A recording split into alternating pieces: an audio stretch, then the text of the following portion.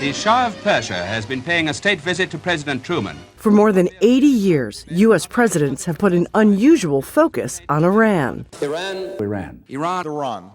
Beginning in World War II, Britain and the United States used Iran to funnel weapons to help Russia fight Nazi Germany. Successive presidents hosting, supporting, and applauding the Shah, Mohammad Pahlavi. In 1952, U.S. President Dwight D. Eisenhower authorized Operation Ajax, giving the CIA authority to launch a coup, along with the British, to restore the Shah to power, after the Prime Minister, Mohammad Mossadegh, sought to nationalize the country's oil industry. President Eisenhower then sought to bolster the Shah with the Atoms for Peace program in 1957, giving Iran highly enriched uranium and training its scientists in hopes that it would encourage civilian use and not lead to building a nuclear weapon. Our defense, therefore, will be stronger if, under appropriate security safeguards, we share with our allies certain knowledge of the tactical use of our nuclear weapons. President John F. Kennedy welcomed the Shah to Washington. President Richard Nixon and President Jimmy Carter even visited Tehran.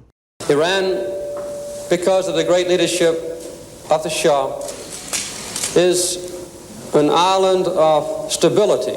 A show of U.S. support for the increasingly authoritarian Shah, who in 1979 fled the country, and Ayatollah Khamenei took power of the newly named Islamic Republic of Iran.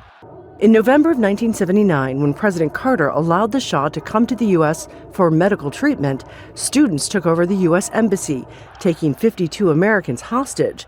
That and a botched rescue all but assured Carter's defeat to Ronald Reagan. The hostages were released as soon as he took office. Fellow Americans. During President Reagan's time in office, the U.S. secretly supported Iraq in its war with Iran, providing intelligence and economic aid to the Iraqi military.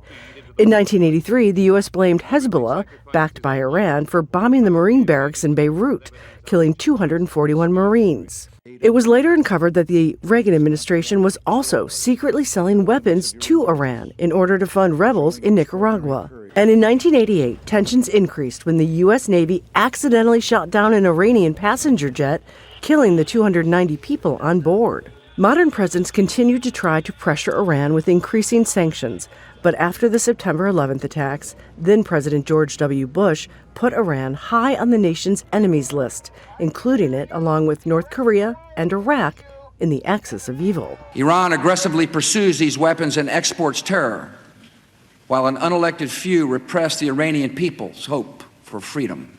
President Barack Obama took a different approach, making an agreement with Iran along with other world powers to limit Iran's nuclear program in exchange for sanctions relief.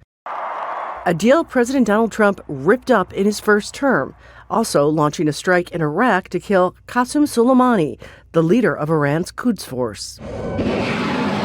Now in his second term, launching military strikes for a second time, openly calling for regime change, a new and deadly chapter in a long history of U.S. involvement in Iran. Patty Culhane, Al Jazeera, Washington. Don't miss out. Get the full picture. Subscribe to Al Jazeera for reliable news and expert insights. Like, share, stay ahead.